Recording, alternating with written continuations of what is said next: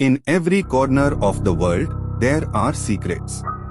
Stories that exist beyond logic, beyond reason. Stories that don't want to be understood, only experienced. Tonight, we return to those places. Places where space bends, where shadows are alive, and where darkness never truly ends. Welcome to Dynamic Dark. Welcome to a brand new horror episode. Welcome to episode 63. I'm Aditya, and today I bring you 3 terrifying haunted stories. New stories. New week. New fear. In our last episode, episode 62, we explored haunted horror tales that left many of you unsettled. If you missed it, the link is in the description below. Make sure to check it out. And now, let's begin episode 63. If you are new here, don't forget to like, subscribe, and turn on the notification bell if you dare to see what comes next. Tonight, we'll explore 3 chilling stories, each one more disturbing than the last. The first story is the parking lot that added levels.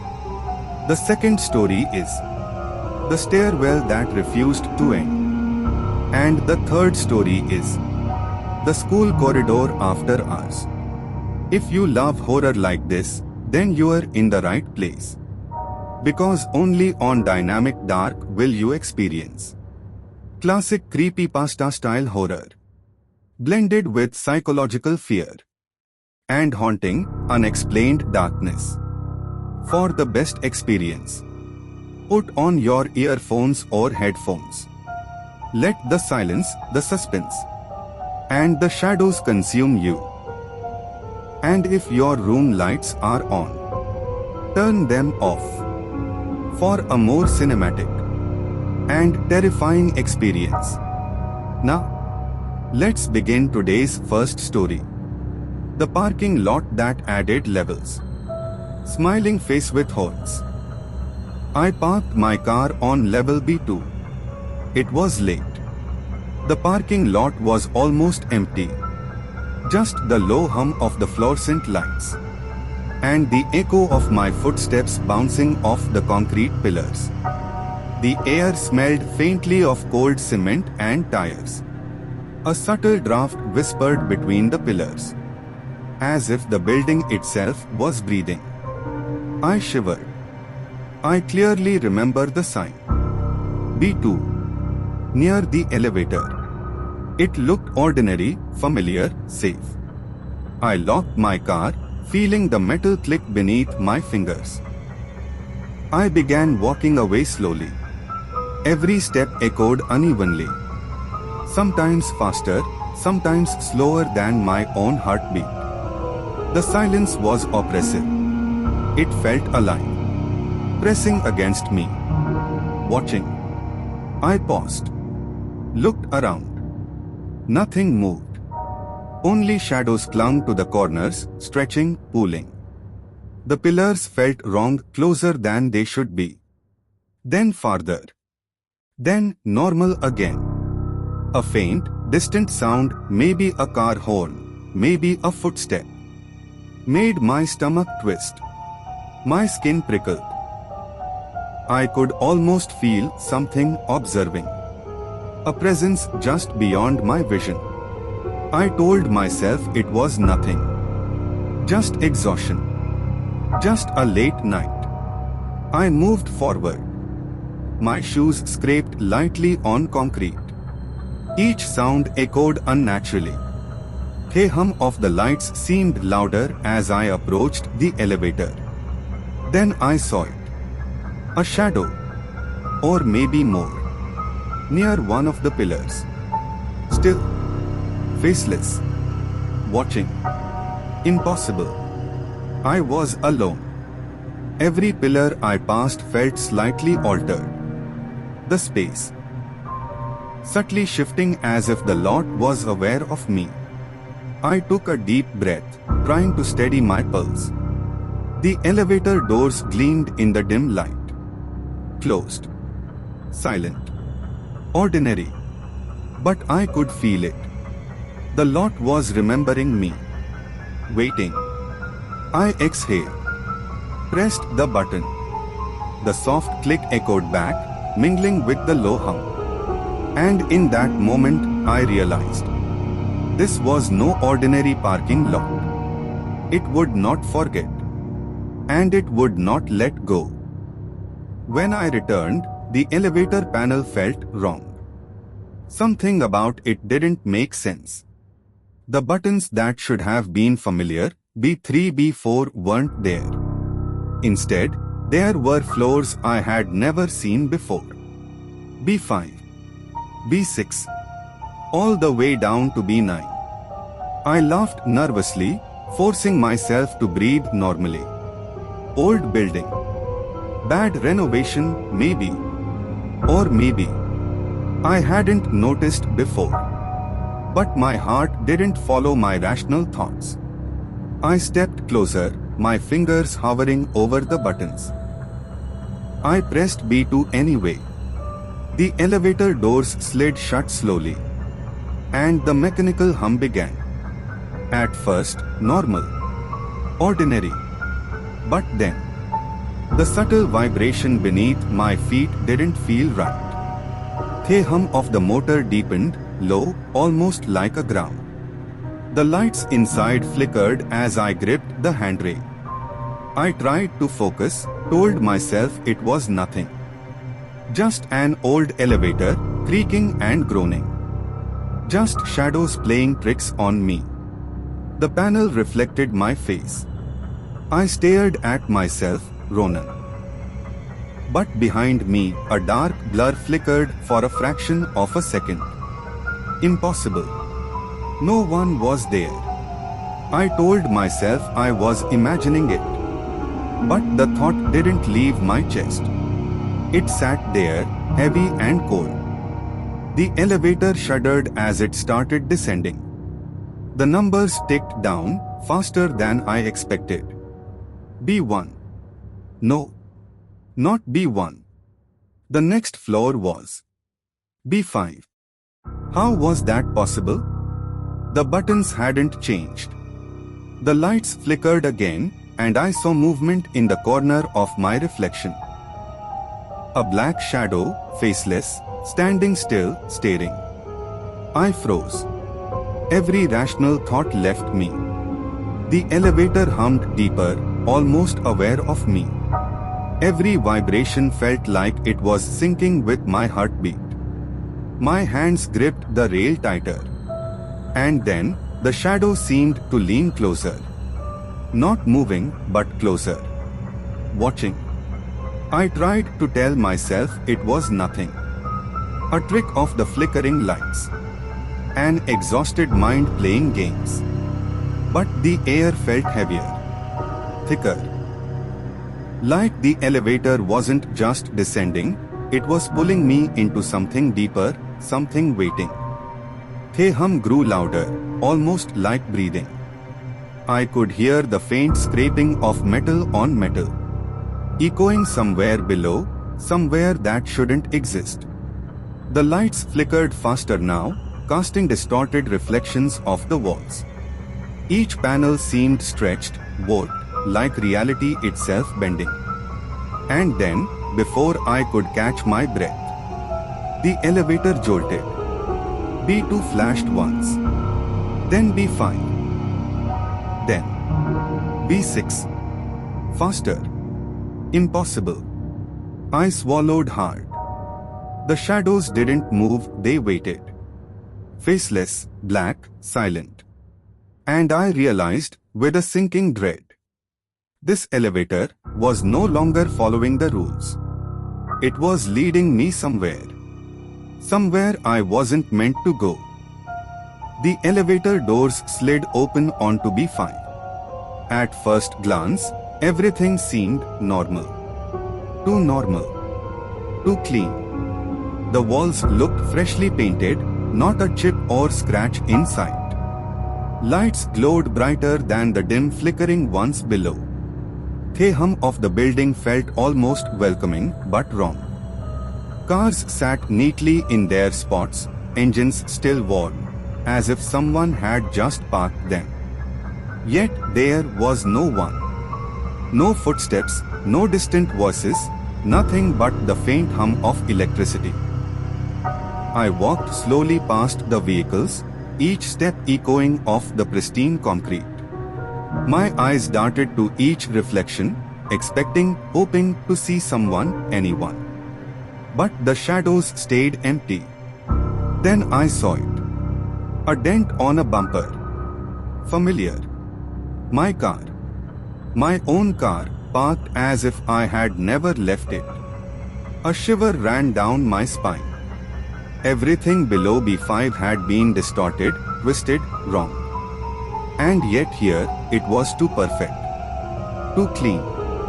Something was watching.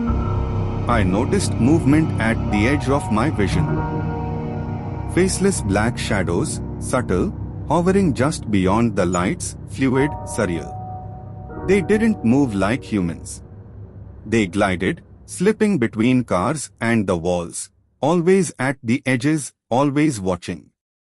The hum of the building deepened, almost sinking with my heartbeat. Each step I took felt heavier, as if the floor itself remembered my weight. The mist that hadn't been there before curled faintly along the ground, obscuring the legs of the shadowy figures. I tried to convince myself it was my imagination. But when I glanced again, one shadow lingered longer, darker, just at the corner of a car, watching, waiting. Every sound, every reflection amplified my dread. B5 felt like a trap, a perfect floor hiding something unnatural beneath its pristine surface. And then I realized. This level didn't exist before. It had formed while I was descending. The deeper I went, the more the building remembered me, reshaping reality into something that shouldn't exist. I froze.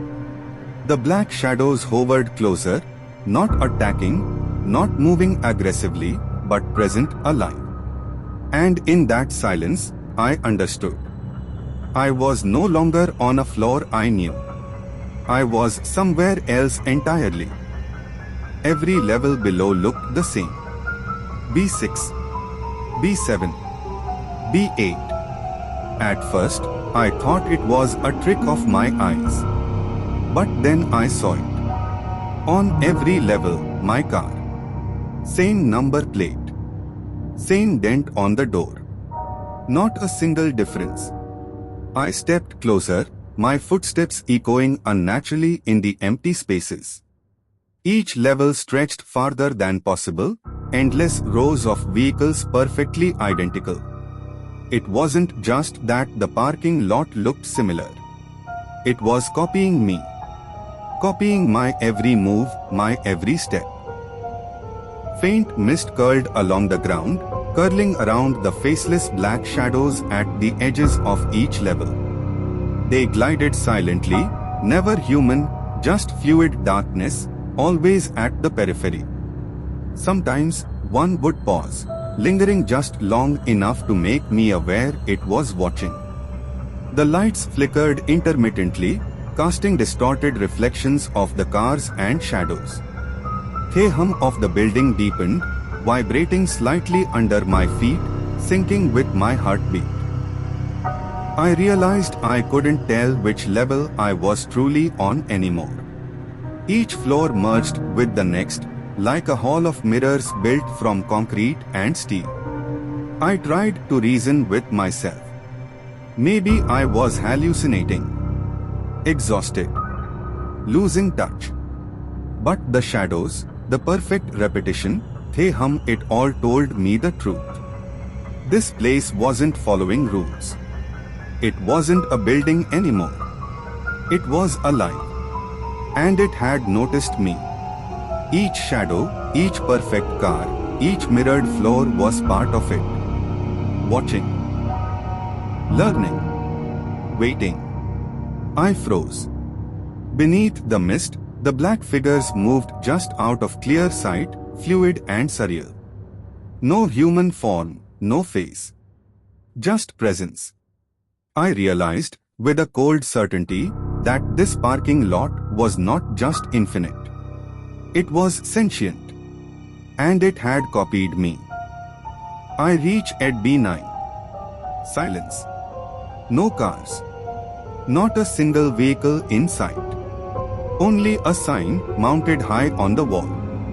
Its letters were stark, almost glowing in the dim light. Exit is located above the first level, you remember. I stared at it, trying to process. It didn't make sense. How could I go back up?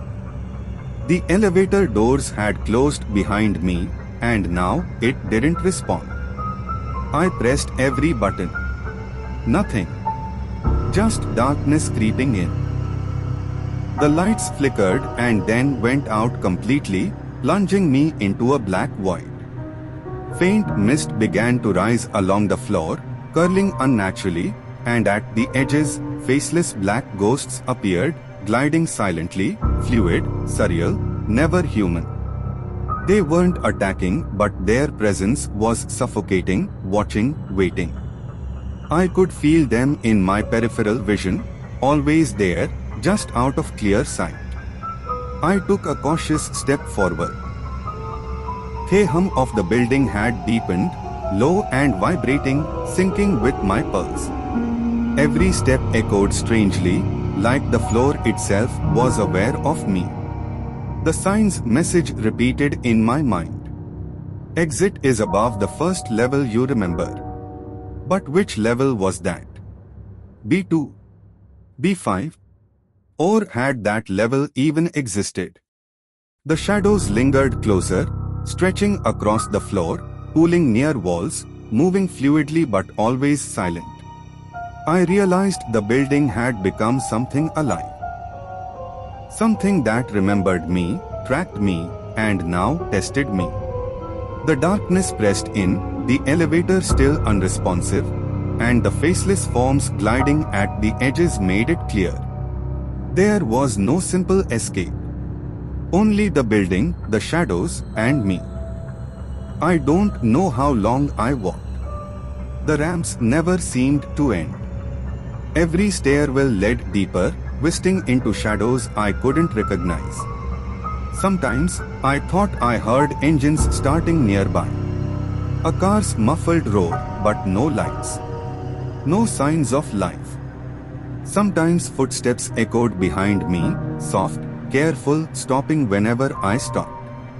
I tried to retrace my steps. B2, B5, B9. I couldn't tell anymore. The levels blurred together, endless, a labyrinth of concrete and steel. The faint mist curled around my feet, and at the edges of the ramps and corners, faceless black ghosts glided silently, fluid and surreal, never human, always present. They didn't move aggressively, but their presence pressed on me, subtle, constant. I passed a row of parked cars, identical to my own. I wondered if they were copies, or if I was already inside the building's memory, already part of its strange, alive pattern. The lights flickered above, shadows shifting unnaturally. The low hum of the building blended with distant metallic echoes, syncing with my pulse. The deeper I went, the more aware I became. This place wasn't just a parking lot. It was aware. It watched. And now, perhaps it had me. If you ever park underground, and the levels seem too many, don't go looking for your car. Because the parking lot might already be looking for you. The second story is called The Stairwell That Refused to End. The fire alarm went off at exactly to 11 a.m. Not loud. Not frantic. Just steady. Mechanical. Endless. There was no smoke. No smell of fire. No panic at first. A calm announcement followed, repeating the same words over and over. Everyone was instructed to use the stairwell. No elevators. 6 floors. That's all this building had. I remember stepping out of my apartment, the hallway unusually quiet for that hour. Doors opened slowly. People looked confused, half asleep, annoyed more than afraid. Someone joked that it was probably another false alarm. I reached the stairwell door and pulled it open. The light inside was already on. Too bright for the middle of the night. As soon as I stepped in, the heavy metal door slammed shut behind me. The sound echoed longer than it should have. I remember thinking, this will take 2 minutes. I started walking down. The stairs were narrow. Concrete walls on both sides. Metal railing cold under my hand. The first floor passed quickly. Then the second. Everything felt normal. Too normal. By the time I reached what should have been the 3rd floor, something felt off. The air was heavier. The sound of the alarm felt distant now, like it was coming from somewhere far above me. I kept going. Down another flight. And another. I checked the floor numbers painted on the wall. They didn't make sense. The numbers looked old. Faded. Like they had been repainted over something else. I told myself I was tired. Sleep deprived. Overthinking. But then I realized something unsettling. I hadn't passed a single person. No footsteps. No voices. No doors opening above or below me. Just my own steps. Echoing endlessly. The stairwell didn't feel like it was leading out anymore. It felt like it was pulling me down. I slowed my pace. Listened carefully. The alarm was gone. And for the first time since stepping inside, I wondered, what if this stairwell wasn't part of the building anymore? We started walking down. Floor 6. Floor 5. Floor 4. Each landing looked identical. Same peeling paint. Same flickering emergency light. Same narrow window showing nothing but darkness outside. At first, it felt normal. Annoying, maybe. But normal. Footsteps echoed in rhythm. Dozens of shoes hitting concrete. All moving downward together. Then I noticed something. The floor numbers stopped. No 3. No 2. No 1. Just blank walls. No signs.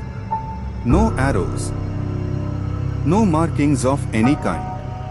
Only steps. I slowed down, expecting someone to laugh.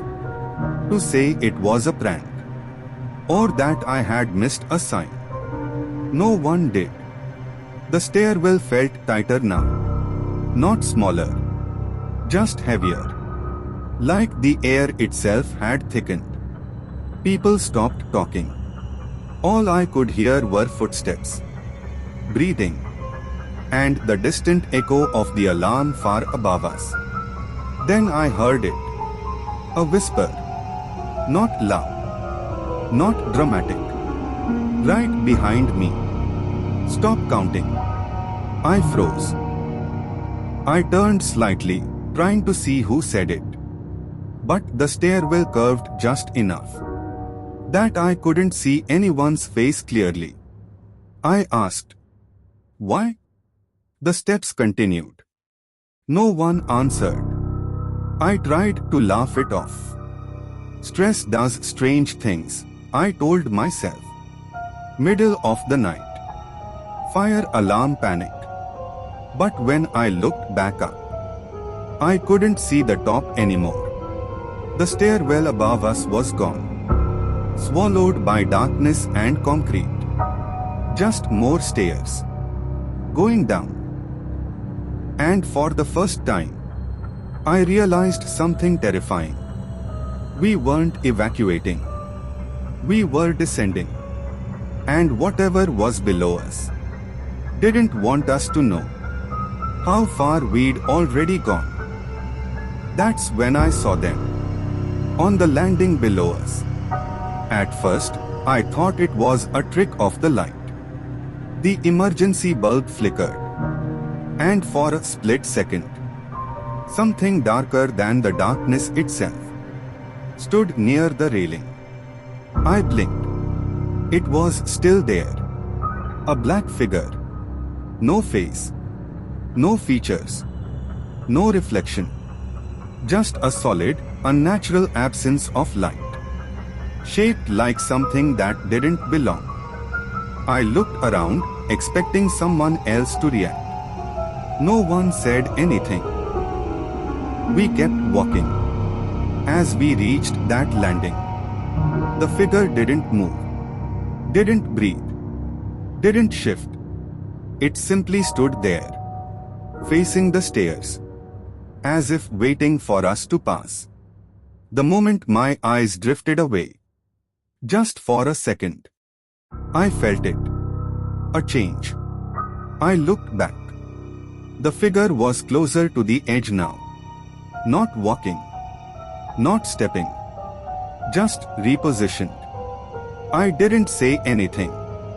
I told myself not to. Panic spreads faster than fire. But on the next landing, there were two. Both identical. Both perfectly still.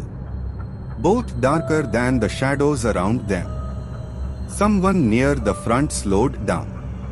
Someone else whispered a prayer. No one stopped. We kept descending. Every landing added one more. They never blocked the stairs. Never reached out. Never made a sound. They only watched. And I realized something worse than fear. They weren't following us. They were counting us. Because every time someone looked away, even for a moment, another figure appeared below. Waiting. Silent. Patient. And by the time we reached the next turn in the stairwell, the landings ahead were no longer empty. They were full. Not crowded. Occupied. As if the stairwell itself was slowly filling with something that had always lived here and had finally noticed we were coming down. Ronan, Miles, and even were halfway down the stairwell when Miles stumbled and collapsed from exhaustion. We stopped. And that's when it happened. The stairwell shifted. Not a glitch, not an optical illusion. The landing we had just passed extended downward. More steps appeared below us. Same concrete, same peeling paint, same flickering emergency lights. Ronan froze. He didn't move. One of the solid black ghost forms leaned forward. Not like a human. More like the darkness itself acknowledging our hesitation. Jagged, featureless, completely non-human. Every pause we took, the stairwell grew longer. Every hesitant step made it worse. The black ghosts didn't attack, didn't move aggressively. They only watched. And each time we looked away, another form appeared on the next landing. Even whispered, "It's measuring us." I realized he was right. The stairwell wasn't endless by accident. It was reactive, responding to our fear, to our hesitation. We pressed on, careful not to stop. Every delay added more landings, more steps, more impossible repetition. The air grew heavy, suffocating, as if the stairwell itself was alive. By the time we reached the next lower floor, we understood the rule. The stairwell isn't endless, it is reactive. It grows when you pause. It grows when you hesitate.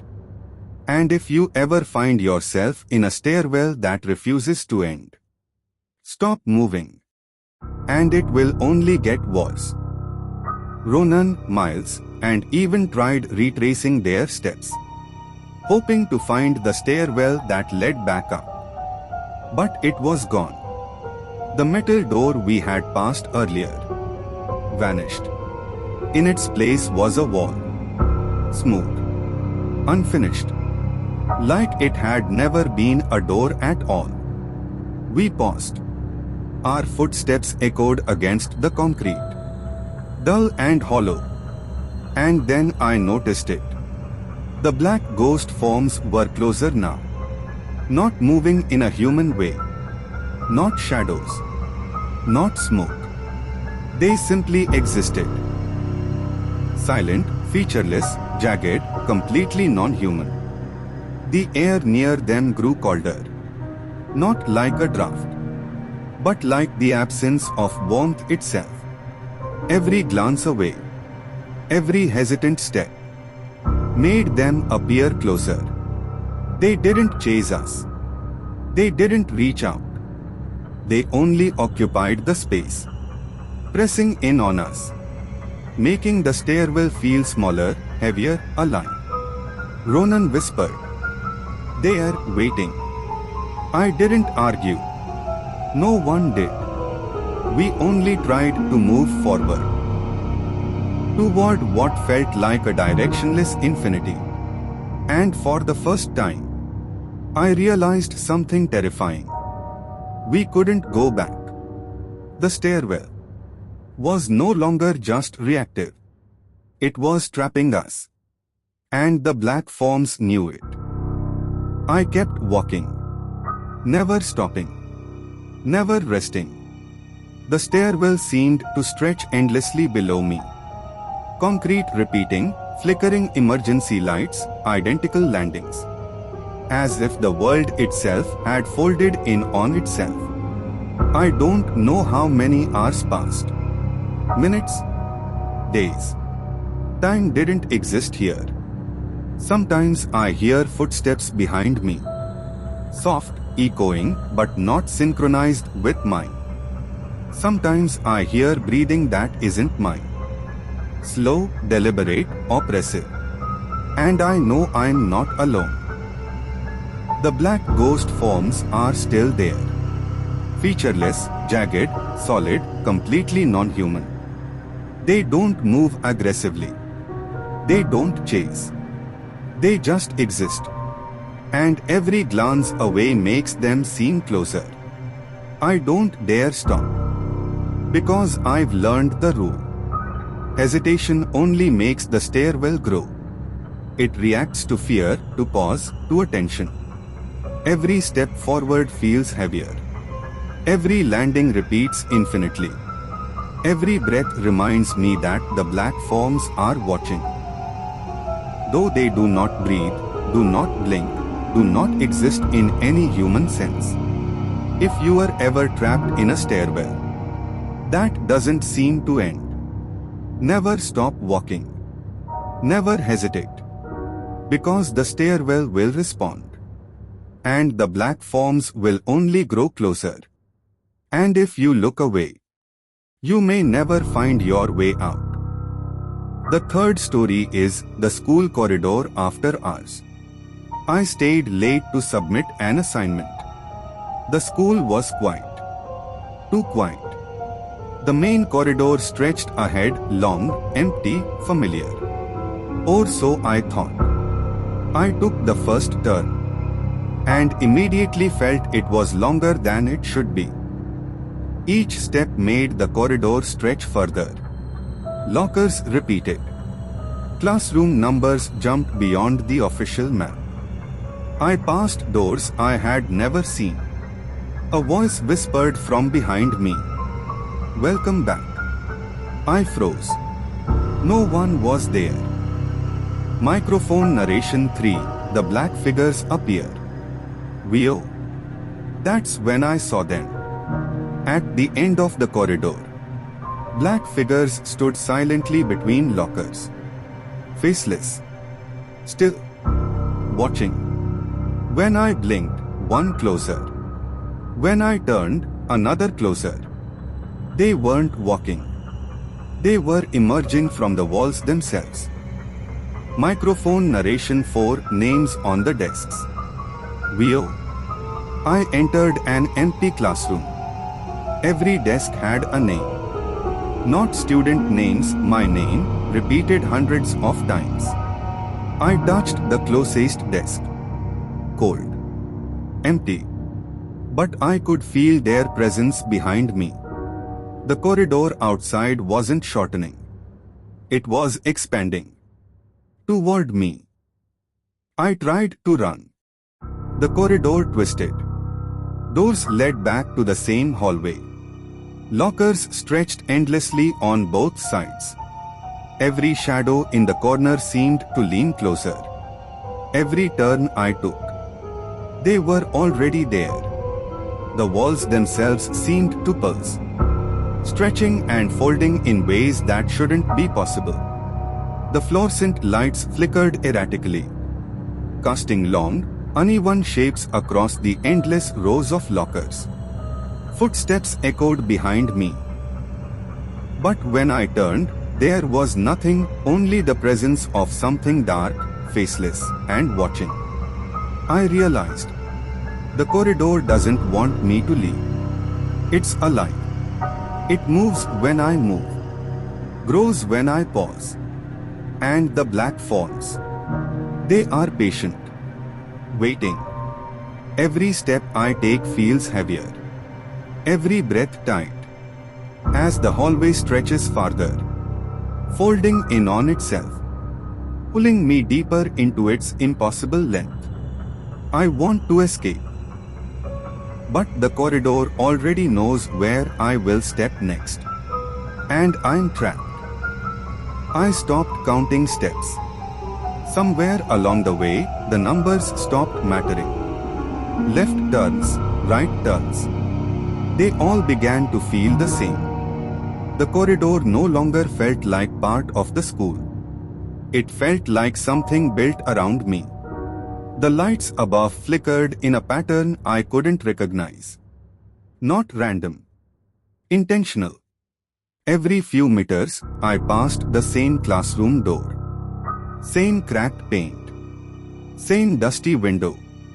Same faint scratching sound from inside. I never opened it. At first, I tried to remember the layout of the school. Where the library was. Where the stairs should be. Where the main exit had to be. But the memories didn't match the walls anymore. The lockers began to change. Some were dented inward, as if something had pushed from the inside. Others were slightly open. Empty, but cold, unnaturally cold. That's when I noticed the silence wasn't complete. There was breathing. Not close. Not far. Everywhere. Whenever I stopped walking, it stopped too. I didn't turn around anymore. I learned that lesson quickly. The black figures didn't chase. They didn't rush. They didn't need to. They were patient. Sometimes I saw them reflected faintly in the glass of classroom doors. Not clear shapes. Just solid black forms standing where no one should be. Closer each time. I started walking faster. Not running. Running felt like permission. The corridor stretched with me. Lockers repeated endlessly, numbers looping back on themselves. Room 214. Room 214 again. Room 214 again. That's when I understood something far worse. The hallway wasn't endless. It was adaptive. It adjusted to my hope.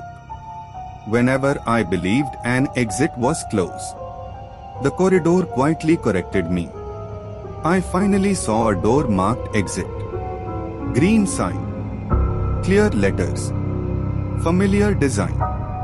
Relief hit me so hard my legs almost gave out. I pushed it open and stepped into a classroom. Rows of desks.